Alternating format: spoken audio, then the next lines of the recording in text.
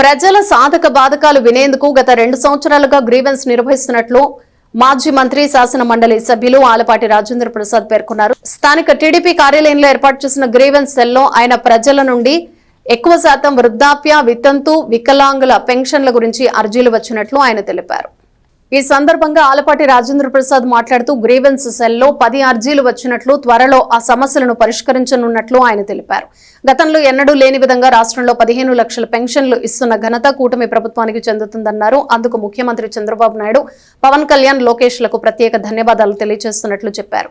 ఈ నెల 27, 28 తేదీల్లో జరగనున్న మహానాడు కార్యక్రమంలో భాగంగా న్యూ నియోజకవర్గంలో 10 క్లస్టర్లలో పార్టీ జెండాలు, ఎన్టీఆర్ విగ్రహాలకు రంగు వంటివి వేసి మహానాడులో నూతన ఒరవడి సృష్టించాలని కోరారు. ఒక్కొక్క క్లస్టర్ పార్టీ నాయకులు, కార్యకర్తలు బాధ్యతగా తీసుకుని క్లస్టర్ స్థాయిలో పార్టీ సూచనలకు అనుగుణంగా భారీ స్థాయిలో మహానాడు జరపాలని సూచించారు. మహానాడు కార్యక్రమాన్ని విజయవంతం చేయటంలో అందరూ భాగస్వాములు కావాలని కోరారు. కార్యక్రమంలో పాల్గొని టీడీపీ నాయకులు, కార్యకర్తలు పాల్గొన్నారు. గ్రీవెన్స్ సెల్లో దాదాపు 2 సంవత్సరాల నుంచి జరిగే ఈ కార్యక్రమంలో ప్రజల యొక్క సాధక బాధకాలు తెలుసుకొని, మరి ముఖ్యంగా ఎక్కువ శాతం పెన్షన్ కార్యక్రమం వృద్ధులకి, విధవరాళ్ళకి, కొంతమందికి ఆరోగ్యం దెబ్బతిని సదరన్ సర్టిఫికెట్స్ తెచ్చుకొని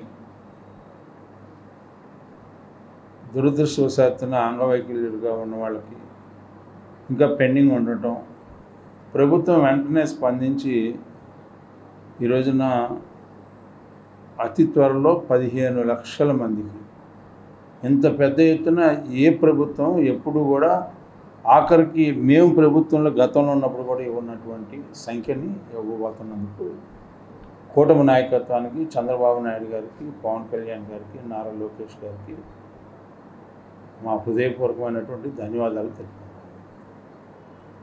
అదేవిధంగా SIR సమగ్ర ఓటర్ల నమోదు విచారణ కార్యక్రమం మోర్ ఇంపార్టెంట్.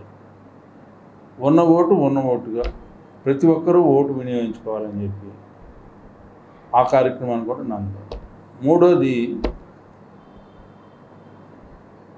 రేపు జరగబోయే 27, 28 2 రోజులు మహానాడు కార్యక్రమం.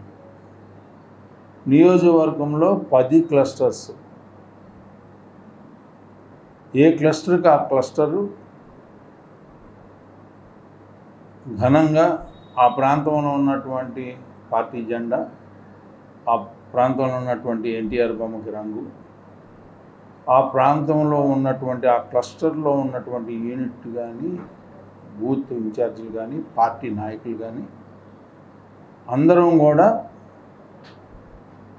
ఎవరైతే ప్రధానంగా నియోజకవర్గ నాయకులు ఉన్నారో ఒక్కొక్క క్లస్టర్కి ఒక్కొక్క బాధ్యత తీసుకొని ఈ 10 క్లస్టర్లు కూడా ఆ 2 రోజులు కూడా మహానాడు